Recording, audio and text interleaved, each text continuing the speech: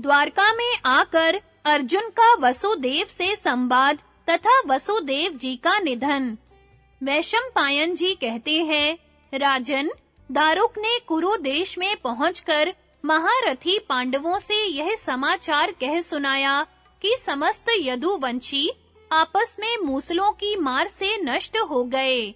वृष्णि, भोज, अंधक और कुकुर वंश के वीरों का विनाश सुनकर पांडवों को बड़ा शोक हुआ। श्री कृष्ण के प्रिय सखा अर्जुन को तो सहसा इस बात पर विश्वास ही नहीं हुआ।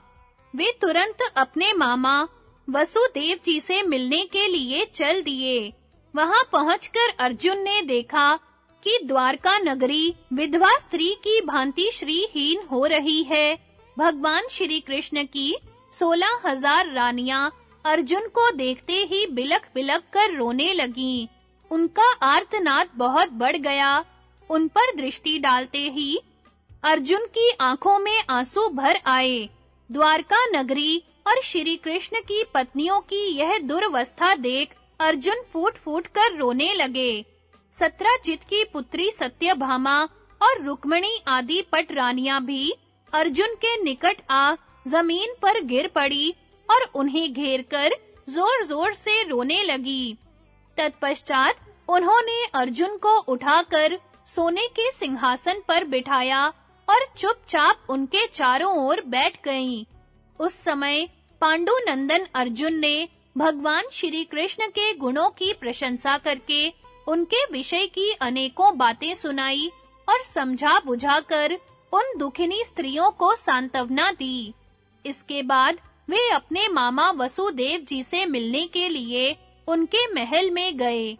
वहां पहुंचकर उन्होंने देखा कि महात्मा वसुदेव जी पुत्र शोक से संतप्त होकर पृथ्वी पर पड़े हुए हैं। मामा की यह दशा देखकर आंसू बहाते हुए अर्जुन ने उनके दोनों पैर पकड़ लिए। वसुदेव जी ने अपनी दोनों भुजाओं से अर्जुन को खींचकर छाती से लगा लिया और अपने समस्त पुत्रों, भाइयों, पौत्रों, दोहित्रों और मित्रों को याद कर करके वे रोने बिलखने लगे। वसुदेव जी बोले, अर्जुन, जिन वीरों ने सैकड़ों दैत्यों और राजाओं पर विजय पाई थी, उन्हें आज नहीं देख पाता हूँ। जो तुम्हारे प्रिय शिष्य थे और जिनका तुम बहुत सम्मान करते थे, वृष्णि वंश के प्रमुख वीरों में जिन दो को ही अतिरथी माना जाता था, तथा तुम भी जिनकी प्रशंसा के गीत गाया करते थे, वे श्री कृष्ण के स्नेह भाजन प्रद्युमन और सात्यकी ही इस समय वृष्णि वंशियों के विनाश का प्रधान कारण हुए हैं। वास्तव में ऋषियों का शाप ही इस सर्वनाश का प्रधान कारण है। जिन जगदीश्वर ने केशी, कंस, चेदीराज, शिशुपाल, निषाद राज एकलव्य, कालिंग, मागध, गांधार, काशीराज तथा मरुभूमि के राजाओं को भी यमलोक का अतिथि बनाया, उन्हीं मधुसूदन ने बालकों को अनीति के कारण प्राप्त हुए इस संकट की उपेक्षा कर दी। तुम देवऋषि नारद तथा अन्य महर्षि भी श्री कृष्ण को पाप के संपर्क से रहित सनातन परमेश्वर जानते हैं। वे ही परमात्मा अपने कुटुंब के वध को चुपचाप देखते रहे और सदा इसकी ओर से उदासीन बने रहे। जान पड़ता है, मेरे पुत्र रूप में अवतीर्ण हुए जगदीश्वर ने गांधारी तथा ऋषियों के वचन को अन्यथा नहीं करना चाहा। जब पुत्र, पौत्र, भाई और मित्र सभी एक दूसरे के हाथ से मरकर धराशायी हो गए, तो उन्हें उस अवस्था में देखकर श्री कृष्ण ने मेरे पास आकर कहा, पिताजी, आज इस कुल का संहार हो गया। अर्जुन द्वारकापुरी में आने वाले हैं, उन्हें इस महानाश का वृत्तांत सुनाइएगा। अर्जुन महान तेजस्वी हैं, वे यदुवंशियों का निधन सुनकर शीघ्र ही यहाँ आएंगे। जो मैं हूँ, वे ही अर्जुन हैं, जो अर्जुन है, वे ही मैं हूँ। अर्जुन जो भी कहे वही कीजिएगा। जिन स्त्रियों का प्रसव काल समीप हो, उनके बालकों की रक्षा पर अर्जुन विशेष रूप से ध्यान देंगे और वे ही आपका अधर्व दैहिक संस्कार भी करेंगे। अर्जुन के यहाँ से जाते ही 4 दीवारी और अट्टालिकाओं सहित इस द्वारका नगरी को समुद्र डुबो देगा। मैं किसी पवित्र स्थान में रहकर व्रत और नियमों का पालन करता हुआ परम बुद्धिमान बलराम जी के साथ काल की प्रतीक्षा करूंगा। श्री कृष्ण ऐसा कहकर बालकों के साथ मुझे यहीं छोड़ स्वयं किसी अज्ञात दिशा को चले गए हैं।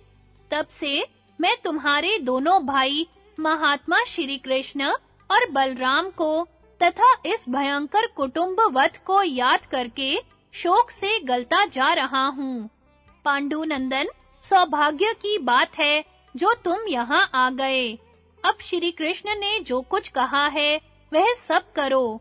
यह राज्य, ये स्त्रियां और ये रत्न सब तुम्हारे अधीन है। अब मैं निश्चिंत होकर अपने प्राणों का परित्याग करूंगा।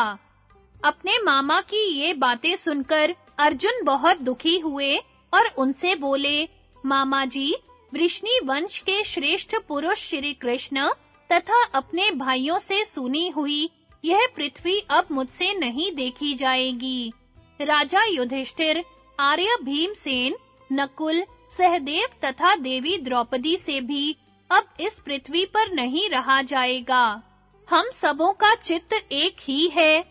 राजा युधिष्ठिर के भी परलोक गमन का समय आ गया है। अब मैं वृष्णि वंश की स्त्रियों, बालकों और बूढ़ों को अपने साथ इंद्रप्रस्थ ले जाऊंगा। यह कहकर अर्जुन ने दारुक से कहा, मैं वृष्णि वंशी वीरों के मंत्रियों से शीघ्र मिलना चाहता हूँ। ऐसा कहकर उन्होंने यादव महारथियों के लिए शोक करते हुए सुधर्मा सभा में प्रवेश किया और वहां वे एक सिंहासन पर विराजमान हुए। उस समय राज्य की अंगभूत समस्त प्रकृतियां तथा वेदवेता ब्राह्मण उन्हें सब ओर से घेर कर बैठ गए। वे सभी दीन, मोहग्रस्त और अचेत से हो रहे थे। अर्जुन की अवस्था तो और भी दयनीय हो रही थी। उन्होंने सभासदों से कहा, मैं वृष्णि और अंधक वंश के लोगों को अपने साथ इंद्रप्रस्थ ले जाऊंगा, क्योंकि समुद्र अब इस सारे नगर को डुबो देगा। तुम लोग तरह-तरह के वाहन और रत्न लेकर तैयार हो जाओ। इंद्रप्रस्थ में चलने पर श्री कृष्ण के पौत्र वज्र को तुम्हारा राजा बना दिया जाएगा। आज के 7वें दिन सूर्योदय होते ही हमें इस नगर से बाहर हो जाना है। इसलिए सब लोग शीघ्र ही तैयारी करो। अर्जुन के इस प्रकार आज्ञा देने पर सबने शीघ्र ही तैयारी आरंभ कर दी। अर्जुन ने भगवान श्री कृष्ण के महल में ही वह रात व्यतीत की। सवेरा होने पर वसुदेव जी ने अपने चित्त को समाहित करके योग के द्वारा उत्तम गति प्राप्त की। फिर तो उनके महल में बड़ा भारी कोहराम मचा। रोती चिल्लाती हुई नारियों की आवाज भयंकर जान पड़ती थी। वे छाती पीटती हुई करुण स्वर में विलाप कर रही थी। तदनंतर अर्जुन ने एक बहुमूल्य विमान सजाकर उस पर वसुदेव जी के शव को सुलाया और मनुष्यों के कंधों पर उठवाकर वे उसे नगर से बाहर ले गए।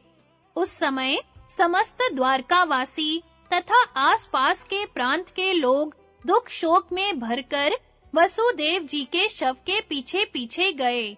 वसुदेव जी को अपने जीवन काल में जो स्थान विशेष प्रिय थे, वहीं ले जाकर उनका पितृमेध किया गया।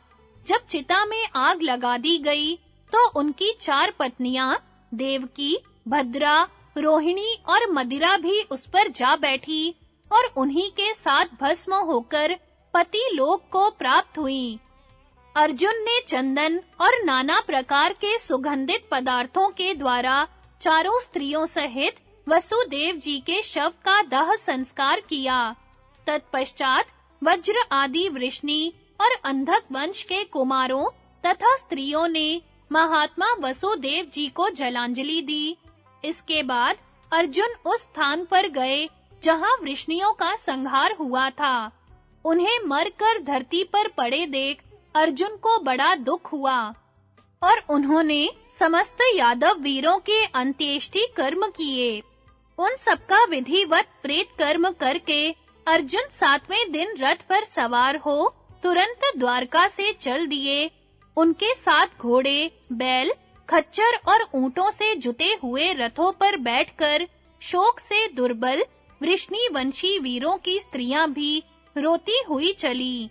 अर्जुन की आज्ञा से अंधकों और वृष्णियों के नौकर, घुड़सवार, रथी तथा नगर और प्रांत के लोग बूढ़े और बालकों से युक्त वीर विहीना स्त्रियों को चारों ओर से घेर कर चलने लगे। अंधक और वृष्णि वंश के बालक, ब्राह्मण, क्षत्रिय, वैश्य और शूद्र तथा श्री कृष्ण की 16,000 स्त्रियां उनके पौत्र वज्र को आगे करके चल रही थी। वृष्णि वंशियों का वह महान समुदाय जिसे रथियों में श्रेष्ठ अर्जुन अपने साथ ले जा रहे थे, समुद्र के समान दिखाई देता था। उन सबके निकल जाने पर मगर और नाकों के निवास भूत समुद्र ने रत्नों से भरी हुई द्वारका को अपने जल में डुबो दिया। इस अद्भुत दृश्य को देखकर द्वारकावासी मनुष्य बड़ी तेजी से चलने लगे।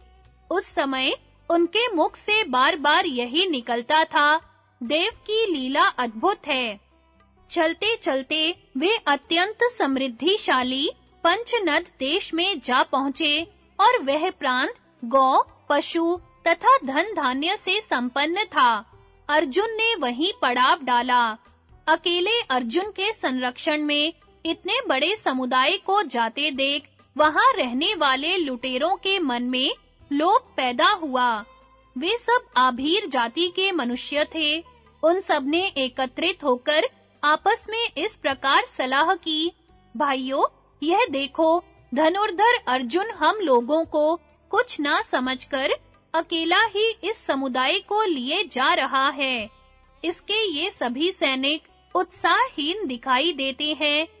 अतः ऐसा निश्चय करके लूट का माल लेने वाले वे लठधारी लुटेरे वृष्णि वंशियों के समुदाय पर हजारों की संख्या में टूट पड़े और काल के उलटफेर से प्रोत्साहन पाकर अपने महान सिंहनाद से सब लोगों को डराते हुए उन्हें मार डालने को उतारू हो गए। उन्हें पीछे की ओर से आक्रमण करते देख कुंती नंदन अर्जुन अपने पैदल सिपाहियों के साथ सहसा पीछे लौट पड़े और हंसते हुए से बोले, पापियों, यदि जीवित रहना चाहते हो तो लौट जाओ, नहीं तो तुम बड़े शोक में पड़ जाओगे।